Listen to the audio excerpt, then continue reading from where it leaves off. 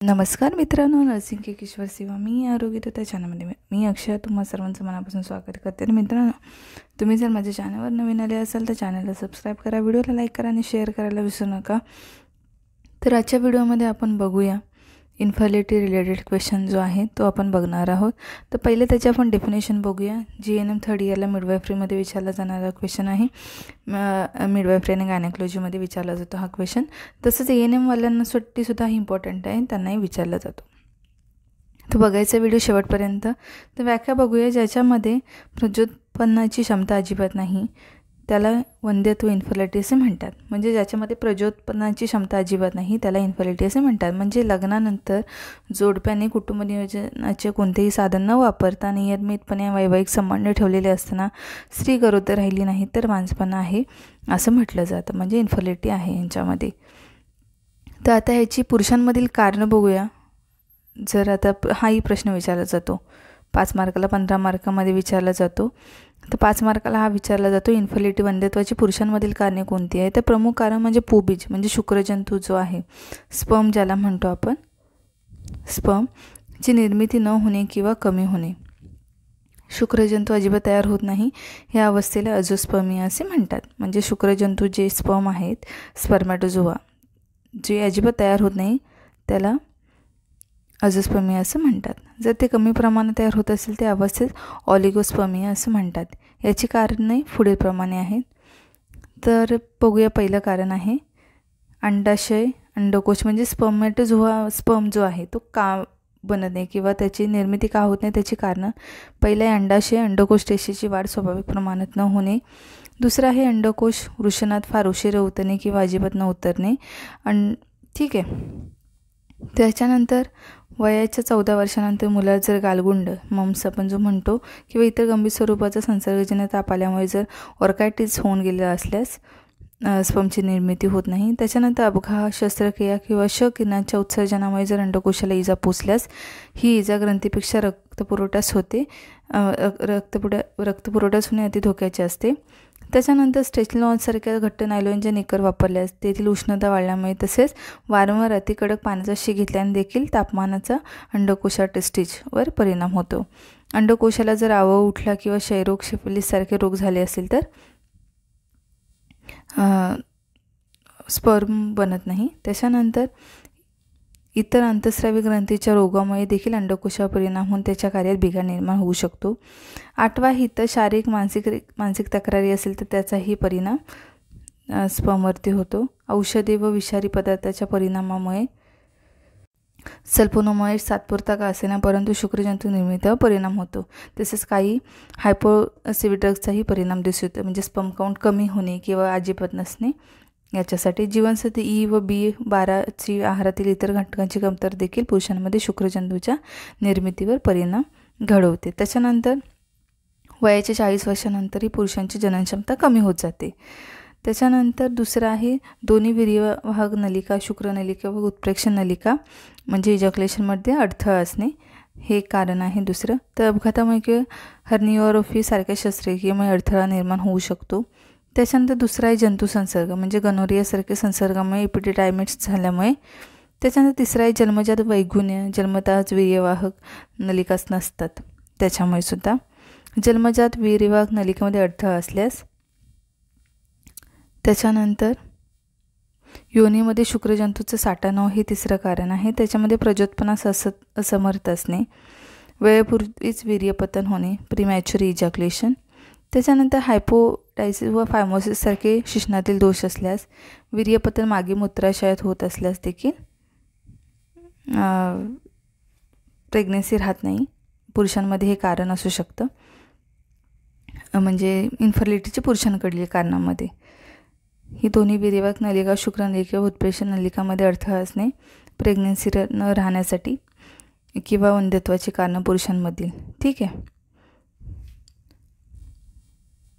त्याचे नोट्स काढून घ्या. आता स्त्रियांमधील वंध्यत्वाची कारणं कोणती आहेत. तर स्त्रियांमधील वंध्यत्वाची कारणं आहेत. पहिलं आहे जन्मजात कारणे बघूया कोणती आहे. तर जन्मजात मुलीला गर्भाशय, सर्व्हिक्स, अंडाशय यासारखे जननसंस्थेची महत्त्वाची इंद्रियच नसते. ठीक. ॲब्सेन्स ऑफ युट्रस, सर्व्हिक्स, ओव्हरी, हायमेनला छिद्र नसणे, हे काय आहे. त्याच्यानंतर 2 गर्भाशय असणे, बायकॉर्नेट युटरस, 2 गर्भाशय असतात किंवा 2 सर्व्हिक्स असतात किंवा बरेच कारणं असतात किंवा गर्भाशयात अस्वाभाविकता असणे, दोन्ही म्हणजे स्त्री व पुरुष जननेंद्रियामध्ये आढळतात. ठीक आहे. याच अवस्थेला सुडोहर्मोफ्रॉडिझम असे म्हणतात. त्याच्यानंतर म्हणजे एका स्त्रीमध्ये स्त्री व पुरुषाच्या जननेंद्रिय असणे, वजायनल ॲट्रेसिया. ठीक आहे. त्याच्यानंतर जनन संस्थेतील इंद्रियाची वाढ न झाल्याने हे एक दुसरं कारण. त्याच्यामध्ये बाल्यावस्थेतले गर्भाशय युट्रस म्हणजे फंटाईल युट्रस असणं, म्हणजे बेबीच्या ग्रोथ नाही होत, अंडाशयाची वाढ न होणं. त्याच्यानंतर आहे गर्भाशयातील अस्वाभाविकता, युटेराईन कॉसेस, म्हणजे खाली दिलेल्या गर्भाशयातील अस्वाभाविकतेमुळे एकतर शुक्रजंतूचा प्रतिकार होतो किंवा फलित झालेल्या बीजाच्या रुजण्यामध्ये अडथळा निर्माण झाल्यामुळे स्त्री गरोदर होऊ शकत नाही. गर्भाशयामध्ये आवाहू असणे, फायब्रॉइड युट्रस असतात त्याच्यामुळे होत नाही. गर्भाशयातील आतील आवरणास कोणत्याही प्रकारचा जंतुसंसर्ग असणे, उदाहरणार्थ एंडोमेट्रियल ट्युबरक्युलोसिस. गर्भाशयाची जो आतमध्ये आवरण आहे त्यावर जंतुसंसर्ग असणे म्हणजे TB असणे. एंडोमेट्रियल ट्युबरक्युलोसिस म्हणजे TB असणे, ज्याची जर तुम्ही इन्फर्टिल सेंटरमध्ये गेलात तर IVF जर ट्रीटमेंट जर तुम्हाला करायची असेल त्याची ट्रीटमेंट आहे टेस्ट बेबी करणं किंवा IUI करणं, यासारख्या ट्रीटमेंट केल्या जातं फॉलिकल सुरू करून. तर एंडोमेट्रियल ट्युबरक्युलोसिसची टेस्ट केली जाते, म्हणजे थोडंसं स्क्रॅप केलं जातं, युट्रसचा टिश्यू घेतला जातो गर्भपिशवीचा आणि मग टेस्टिंगला देऊन मग त्याचं डायग्नोज केलं जातं एंडोमेट्रियल ट्युबरक्युलोसिस.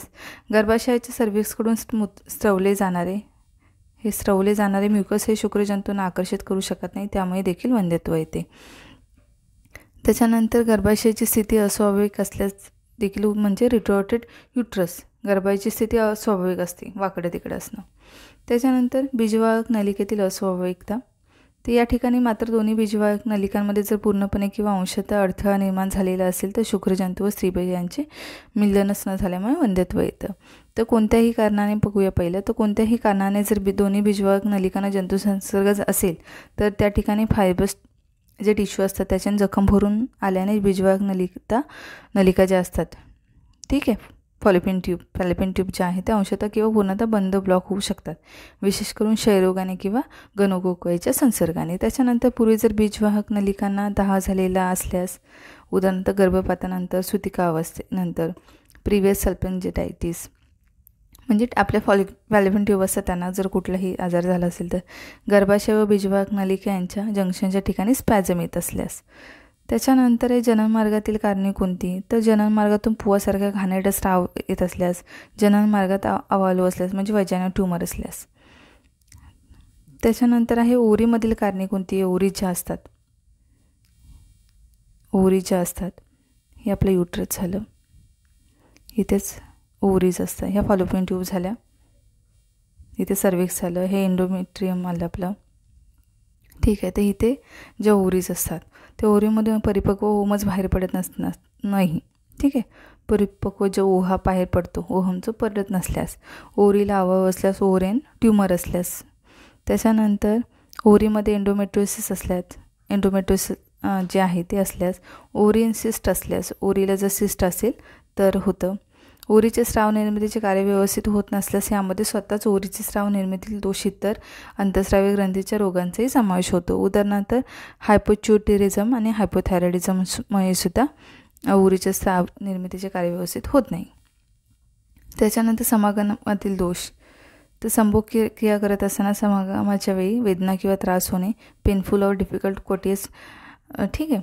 त्याच्यानंतर ओव्हुलेशन जे असतं त्या काळात समागमाची क्रिया न होणे, याच्यामुळे सुद्धा वेदना किंवा घर्षण टाळण्यासाठी जेलीसारखे लुब्रिकंट वापरणे, या लुब्रिकंटची गर्भनिरोध सारखी क्रिया घडते.